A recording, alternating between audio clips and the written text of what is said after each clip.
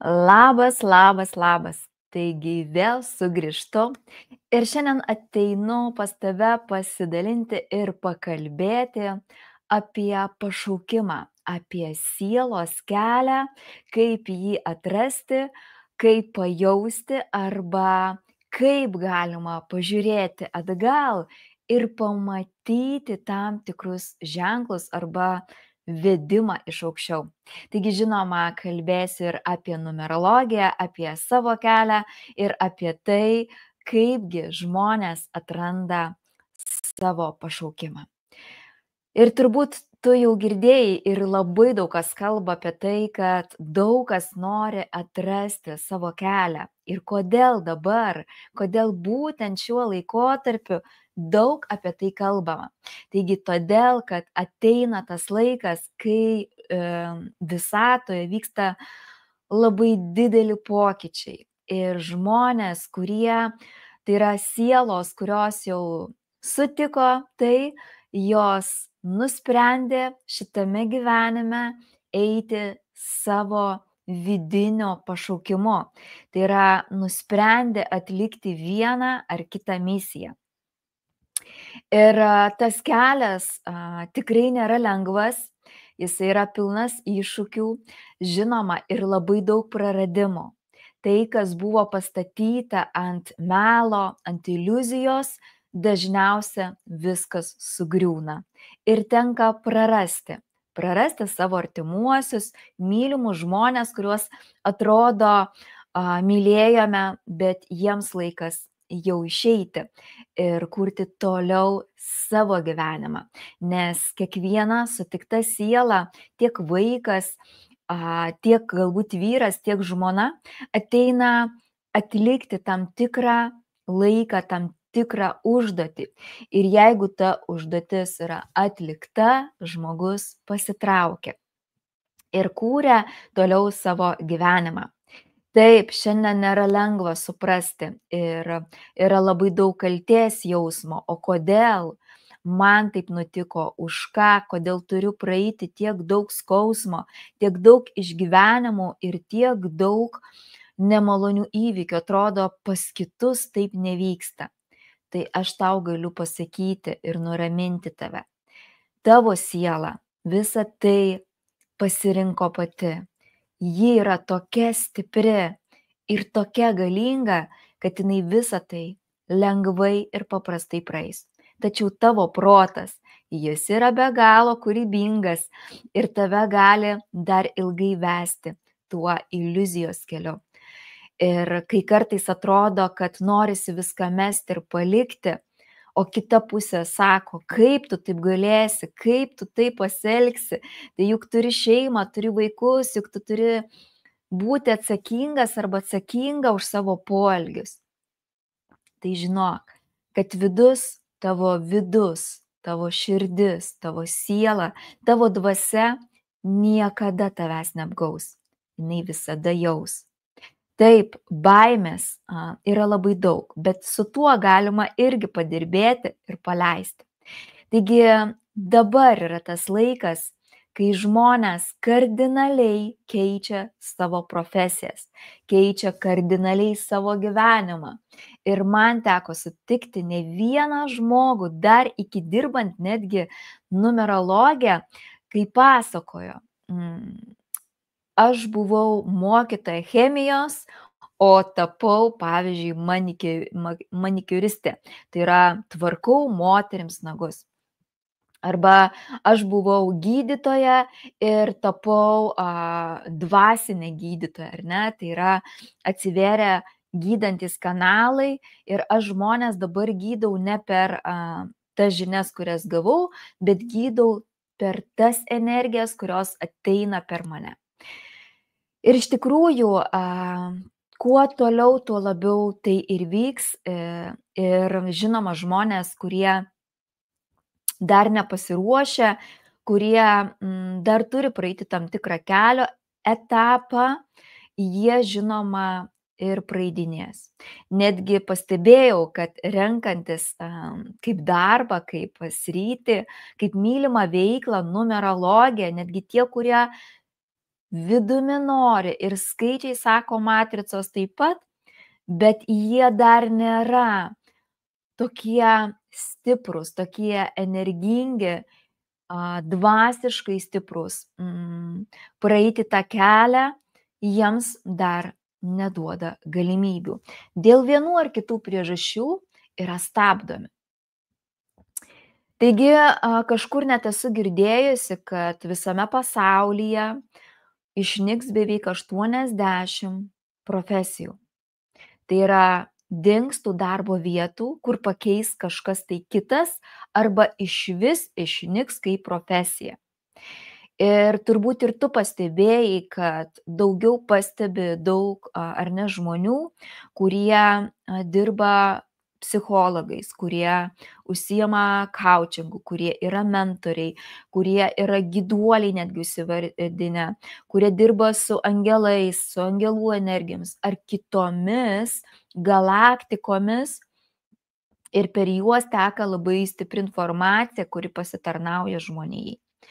Taigi rodo, kad viską, kas sena, griūna ir nebegalioja naujam pasauliui. O kodėl aš kalbu apie naują pasaulį? Ogi todėl, kad senas pasaulis galutinai sugriuvo. Ir sugriuvo, pasakysiu gal tokia netiesioginė prasme, bet taip, kad iškeliavo sielos, kurios valdė pasaulį ir valdė, sakyčiau, gal ne mūsų labai geroviai, bet daugiau savo geroviai. Ir pradeda statytis naujas pasaulis ant naujo pagrindo, su naujom vertybėm, su naujomis žiniomis ir su nauja energija. Ir iš tikrųjų ateina jau tos dienos, kai kiekvienas žmogus dirba su savo emocijomis, mokosi jas valdyti, mokosi jas transformuoti iš neigiamos į teigiamą ir teigiamą energiją daugina per pliusą, tai yra gauna dovanas.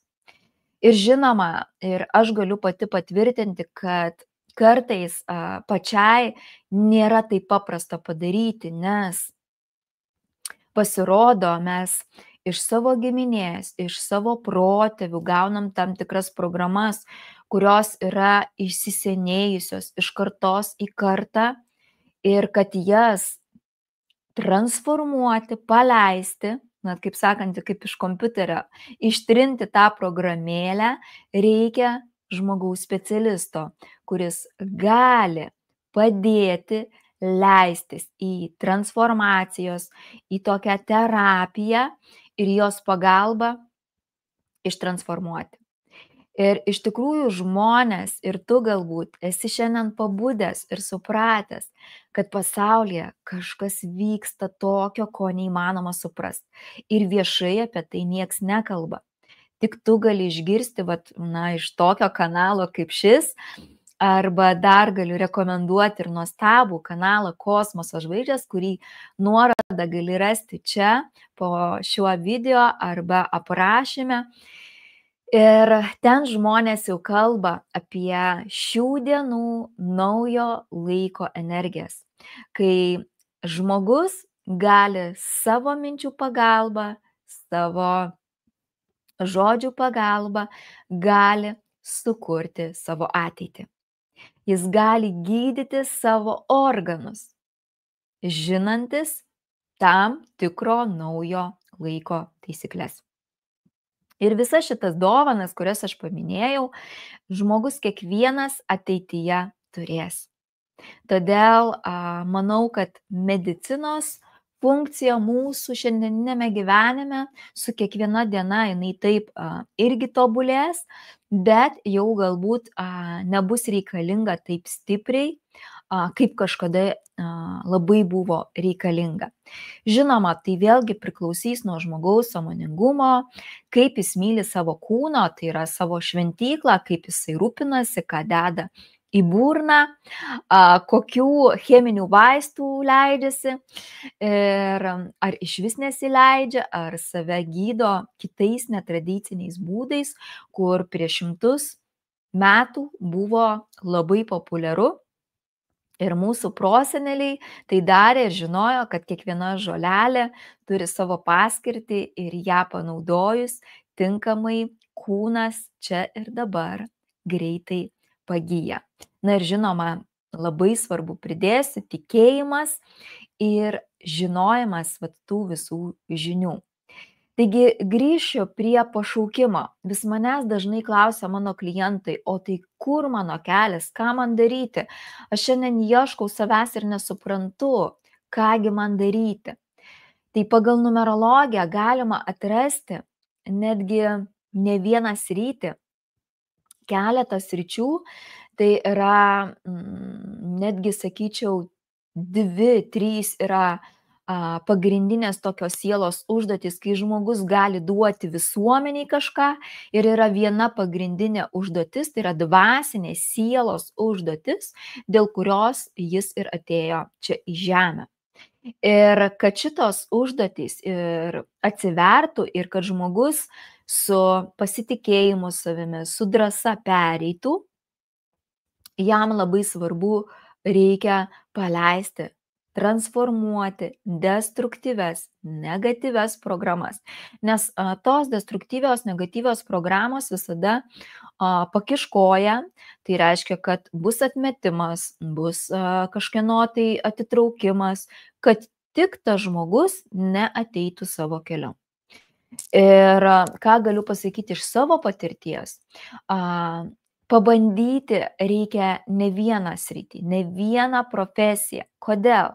Todėl, kad tu galėtum atrasti tai, kas tau patinka labiausiai. Nes ir man pačiai iš tikrųjų ateinant į būtent šitą tašką, tai yra tampant numerologiją, aš be viso to galėjau puikiai dirbti ir grožio srityje, gražinti moteris, puošti, šukuoti, lakuoti nagus, daryti makijažą, na, žodžiu, viską, kas su tuo susiję. Bet pabandžius, išbandžius arba atsirandant tam tikriems trukdžiams, supratau, kad man yra kažkas paruošta daug daugiau ir daug įdomiau. Ir iš tikrųjų ta vienintelė diena, kuri man nusišypsojo, gruodžio kažkuri 1 diena, jinai man ir padovanojo numerologiją ir aš tada per valandą, turbūt jau pasikartosiu, kas mane iš jūsų klausosi, apsisprendžiau įsigyti tik tai tam, kad pažinčiau dar labiau save, o kasgi aš esu, kokias aš turiu stiprybės, kuo mane Dievas apdovanojo, ką šitame gyvenime nusprendžiau išmokti, tai yra sustiprinti savo dvasią, sustiprinti savo kūną, kągi turiu daryti. Ir kokias neišmoktas pamokas, tai reiškia, ten dariau didelės klaidas, atsinešiau ir į šį gyvenimą. Ir ko šitų klaidų aš neišmokstu, reiškia, jos vis pastoviai kartojasi, aš negalėjau ateiti iki šito taško.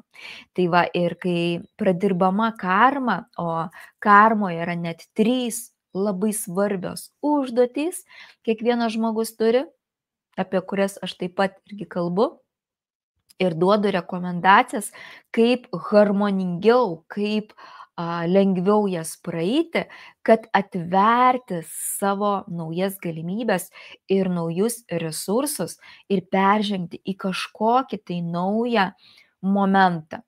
Ir žinoma, tai nėra lengva, tai nėra paprasta, jeigu žmogus nedirba su savo emocijomis, su savo būsenomis, su pasaulio praplėtimu, su naujo laiko žinių priėmimu. Nes jeigu tu esi senų pažiūrų, senų įsitikinimų, tik tokios nuomonės ir ne kitos, dėja reiks praeiti dar kažkokį laiko kelią, kad pamatyt, pradėti, kasgi iš tikrųjų čia vyksta. O vyksta, kaip ir sakiau, planetoje labai daug ir va štai visai nesenai ant dienų vėl rezonansas, kur Fiksuoja Žemės energetinį lygį, vėl į Žemę iš kitų galaktikų atėjo labai didelis pliūpsnis šviesos energijų. Todėl Žemė vis daugiau ir daugiau palieka žmonių. Ką čia irgi labai rekomenduočiau, ką ir numerologija sako, neprisirišk prie savo artimųjų. Jeigu lemta jiems palikti šią žemę, tai yra jų siela nusprendė kažkokiu būdu palikti, reikia su meile ir dėkingumu priimti ir prašyti Dievo aukštesniųjų jėgų, kad ta siela iškeliautų į pačias aukščiausias šviesos dimensijas, kad nepastriktų žemam lygmenyje ir kad sielai nereiktų praeiti ten dar kažkokių tai sudėtingų patirčių, nes kai žmogus verkia, kaltina kažką arba nesupranta, kodėl siela paliko žemę, tai sielai tampa tikrai nelengviau, o dar labiau jai sudėtingiau. Ir mokytis iš tikrųjų šitame gyvenime neprisirišti prie nieko.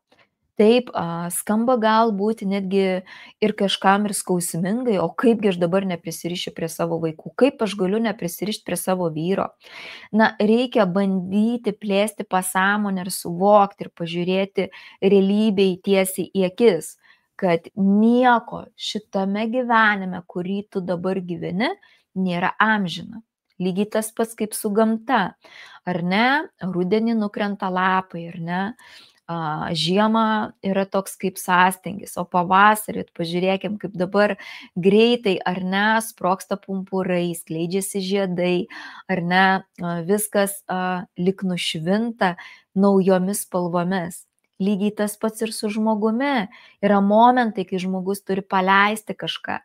Tai, kas sena, kas nebereikalinga, kad ateitų kažkas tai nauja. Ir vat vėlgi išgirdau iš savo klientų, kad sako, aš turiu tokį didelį pojūtį, kad kažkas mano gyvenime įvyks va dabar naujo, kažkas gražaus. Tai va čia tas yra momentas, kai žmogus jaučia savo širdimi, savo sielą, kad jis pereina į kažkokį naują etapą. Ir va čia yra momentas, kai vienas žmogus gali lengvai viską paleisti su dėkingumu, atleidimu, be kaltės jausmo, o kitas gali būti įsikibęs, nepaleidžia, bijo išeiti iš komforto zonos, visus kaltina, bet labiausia nepastebi, kad jam Dievas visata paruošė naują gražų gyvenimo etapą. Naujus potyrius, taip, kažko galbūt reiks ir išmokti, galbūt reiks išbandyti naujo tai, ko tu nedarėjai. Bet vėlgi, o kaip tas mažas vaikas, juk ir jis, kai pradeda vaikščioti, ar ne, atsistoja, paina ir nukrenta, ir vėl atsistoja, ir vėl eina. Lygiai tas pats ir mūsų gyvenime, mums reikia paleisti visą tai, kas sena. Ir dar grįžtant prie profesijų, sričių ir savo sielos atradimų. Jeigu tau šiandien neaišku, kur keliauti, kur eiti ir ką daryti, aišku, aš visada tave kviečiu analizai. Jeigu tu nenori, tai žinoma, tada kviečiu klausyti savo širdies balso, klausti visatos, prašyti jos vedimo per žmones, per reklamas, per filmus, kad jinai tau parodytų kelią, kur tau eiti ir ką daryti. Žinoma, turi būti atmerktomis akimis, ištemptomis ausimis ir atverta širdimi, kad galėtum išgirsti, o kągi tau paruošė ji, visata. Ir žinoma, kas svarbiausia, kai tu išgirsi, gali būti atmetimas. O kaipgi man, aš nemoku, nežinau, tai juk 100 žmonių tą daro, man nepasiseks ir taip toliau. Tai čia vėl galiu tau pasakyti tokią žinutę, kad naujo laiko energijos sako, aš bandau, aš darau, man pavyks, na, o jeigu ir nepavyks, tai aš bandysiu dar kartą pabandysiu, dar kažką išmoksiu. Galbūt ateis žmonės, kurie mane įkvėps, galbūt duos jie man būtent tų naujų žinių, kurios pasitarnaus mano ir kitų žmonių geroviai. Ir aš visada pilnai suprantu tuos žmonės, kurie bijo išeiti iš komforto zonos ir galiu pasakyti, ir pati buvau tam taške, kai norėjau išeiti, bet nežinojau kur, lyg ir atradau, bet nebuvau 100% tikra, bet galiu pasakyti vieną, kai yra pradirbtos galvoje visos baimės arba patirtos kažkokios traumos, kurios būtent ir stabdo, tiesiog atsikeli ir supranti, kad viską, ką tu padarysi, Dievas tavimi pasirūpins ir jis negali atimti iš tavęs tai, kas priklauso tau. Tai yra tavo gausa, tavo nauji resursai, tavo naujos galimybės, naujos patirtys, nauji žmonės, nauji projektai. Taip, galbūt iš karto nebus viskas taip gausinga, kaip tau norisi, nes reikės ir įgūdžių, ir savo galbūt valios sustiprinimo, vat kaip ir sakiau, senų programų paleidimo, kad galėtum pilnai atsistoti į savo kelią. Ir aš aišku visada kviečiu žmonės pažinti save giliau, pamatyti save ir iš teigiamos ir neigiamos pusės, atskleisti savo dovanas ir galimybės ir pasitarnauti žmonėms. Nes jeigu tu neatsistosi į savo kelią ir nedirbsi su savimi, tikrai turiu blogą žinutę. Kuo toliau, nes į žemę ateis vis daugiau ir daugiau aukštų vibracijų, tad tiesiog tave visata stums, kad tu eitum ir dirbtum su savim, kad tu keistum savo mąstymą, keistum savo charakterį ir gyvenimo būdą. Kad taip, kaip tu gyvenai kažkada vakar, užvakar ar prieš metus, šiandien jau nebegalioja, nebeveikia ir tau yra didelis diskomfortas. Ir tą aš irgi praėjau. Ir mane visata per situacijas, per šeimą, per darbą, per draugus įvairiais būdais rodė, kad aš turiu keistis. Bet antiek buvau iliuzijų pasaulį ir įsikabinus į viską, kas sena ir nebereikalinga, kad aš tiesiog negalėjau matyti, ką man visata duoda. Tik paskui, kai aš nėriau į savęs pažinimą per kažkokias praktikas, įvairiausias nuo šokio, dainavimo, psichologinių žinių, aš grįžus į prisiminimus, aš pamačiau, kaip man Dievas į namus atsiuntė žmonės, kurie kalbėjo aiškiai, ką man reikia daryti. Bet aš tuo metu nepatikėjau ir galvojau, kad tai ne apie mane ir ne apie mano tokį gyvenimą gali kalbėti kažkas. Bet vienas man susitikimas, kuris buvo, sako, atsitiktinumų nėra, viskas ar ne yra suplanuota, aš aukščiau, man tas susitikimas va tada trenkė per galvą, taip stipriai trenkė, kad aš grįžusi namo atėjau ir priėmiau rimtus sprendimus. Ir atrodė, kad kai aš priėmiau tą rimtą sprendimą, atrodo viskas iš mano gyvenimo pradėjo griūti. Atrodo, galėjau viską prarasti. Bet aš tuo pačiu supratau, kad jeigu aš nepadarysiu to veiksmo, man visata parodė per žmogaus istoriją, kas manęs gali laukti, tai yra dar sudėtingiau ir dar nemaloniau. Ir mano priimtas sprendimas čia ir dabar ir padarytas veiksmas, nors jis buvo ir labai mažas, bet jis buvo labai stiprus ir labai galingas. Žinoma, kaip sako, reikia numirti dvasiškai, kad prisikeltum iš to iliuzijų pasaulio, iš to melo, iš tų dirbtinų, sukurtų gyvenimo momentų, nusiimti visas kaukes ir pagaliau pažiūrėti į save.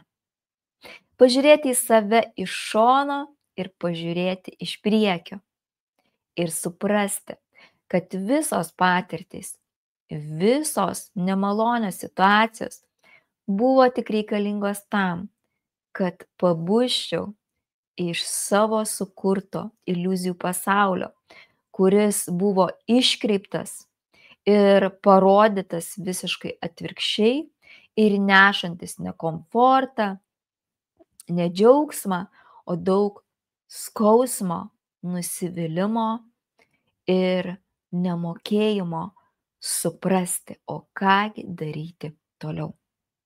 Taigi, jeigu tu šiandien esi labai beviltiškoj situacijai ir jeigu tau šiandien yra tikrai sudėtinga, iš viso širdies kviečiu ateiti ir užsakyti analizę. Tu ją gali gauti ir balso žinutę, jeigu nori, su klausimais ir atsakymais gyvo online susitikimo, kviečiu būtinai taip. Na, o jeigu ir gyvai nori susitikti Vilniuje, kviečiu ir tam susitikimui, nes ten mes turime labai gilius pokalbius, labai aiškius suvokimus ir tas mūsų bendravimas, kuris vyksta, tai vyksta ne tik suvokimo, bet ir tuo pačiu gilaus transformacinio pokyčio. Nes žmonės, kurie tikrai ryžtasi drąsiai investuoti į save, jie supranta, kad investicija visada atsiperka ir dar pasidaugina. Na, o jeigu yra situacija sudėtinga su finansais, aš visada tau galiu pasiūlyti kažkokias kitas alternatyvas, kurios visada yra atrandamos ir galima padėti ar ne vienu ar kitu būdu. Taigi drąsiai rašyk, klausk ir tikrai esu tam, kad pasitarnaučiau. Na, o jeigu tau patiko šis pokalbis ir išbuvai iki šitos minutės, žinoma, pakomentuok, ką suvokiai, ką išsinešiai. Galbūt kažką atpažinai ir savyje, ir kažką tai pasiėmei. Na, o jeigu žinai, kam iš tikrųjų šis pokalbis galėtų mano ar ne pasitarnauti, aš visada sakau, dauginkime, dalinkimės, kad kitiems irgi pradėtų pagaliau vieną dieną ateitų aiškumas, supratimas ir platesnis matymas.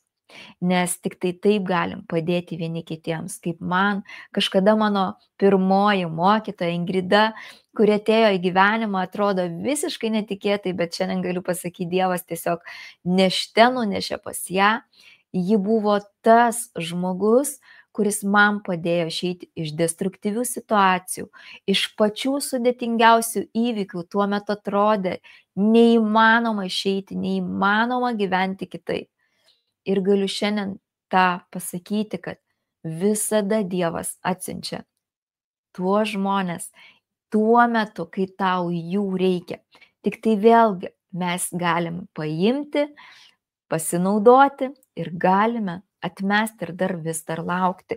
Ir taip kankinti save, vesti į dar didesnį destruktyvą, nes jeigu žmogui nieks nepadeda, o jis pats vienas tikrai yra išskirtinų gal kažkokiu atveju, kai vienas pats gali savo padėti, bet čia turi būti labai dvasiškai stiprus žmogus, kad išeitų iš tų sudėtingų situacijų, kad pakeistų savo darbo vietą, kad pakeistų savo energijas ir kurtų harmoningesnį, geresnį gyvenimą ar ne savo aplinkoje. Todėl mano kalbinti žmonės, kosmoso žvaigždės, labai nuostabūs specialistai, kurie gali tau surezonuoti ir tu gali pas juos kreiptis ir jie tau padės. Visada pažink, pajausk, o kurisgi mokytojas tau galėtų pasitarnauti. Na, o jeigu nori pirmiausia išsigryninti save, tai aš esu ta, kuri tikrai tau padėsiu. Ir visi klientai, kuriuos aš net nežinau, net skaičiaus negaliu įvardinti, jų tikrai labai daug praėjo, suprato, kad, kaip viena moteris kažkada man rašė, Tai kaip aš negalėjau anksčiau to padaryti, juk galėjau prieš kelius metus sužinoti apie save. Galiu pasakyti, kad žinokit, dėl nieko nereikia gailėtis. Viskas, kas įvyksta tinkamu laiku, tinkamui vietoj, tai yra jūsų geriausias ir gražiausias momentas. Ir jeigu jums atrodo, kad jūs galėjot prieš metus, prieš du, galbūt jūsų tuo metu sąmonė nesuvoktų tos informacijos, jinai nesuprastų ir tiesiog padėtų viską į stalčių. O šiandien yra ta stebuklinga diena, kai tu išgirsti, gauni, pritaikai, panaudoji ir keiti savo gyvenimą. Taigi kviečiu pažiūrėti ir paskutinę mano pokalbį Kosmoso žvaigždės su nuostabia moterimi, kuri savo meilę, savo žiniomis, kaip jinai sako, padėjo savo ir tuo pačiu išgydė savo sūnų, kuris turėjo gyvenime iššūkių ir šiandien be galo užaugęs nuostabus žmogus gali ir nori jau padėti kitiems žmonėms, nes pasaulį mato kitomis akimis. Taigi semkimėms istorijų iš žmonių, kurie praėjo savo kelią ir išmoko savo pamokas ir galbūt klausantis tau kažkas ir rezonuos. Na, o jeigu ir tu nori išgirsti apie mane ir mano kelią, tai žinoma, uždėk laiką, man tai bus įkvėpimas ir pasiruošimas papasakoti apie savo kelionę, apie savo patirtį nuo pat gimimo iki šio momento.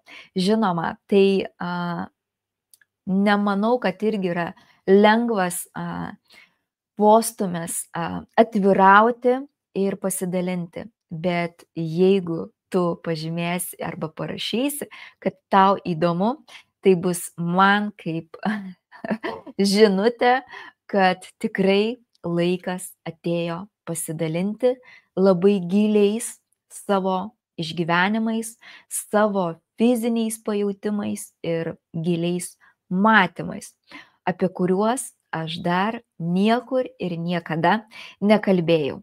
Taigi, lauki tavo žinutės, lauki tavo laiko, sek mane, jeigu dar neseki ir žinoma, dauginkim informaciją, padėkime žmonėms ir paliksiu kontaktus, kur tu gali su manim susisiekti ir užsisakyti analizę. Taigi, sėkmingų tau akimirkų ir gražių, malonių, turtingų vaizdų aplink save, nes iš tikrųjų pasaulis yra be galo gražus ir be galo spalvingas. Tik nusiėmus nuo savęs kaukės, akinius galime pamatyti visai kitokį pasaulį, negu matėme iki šiol.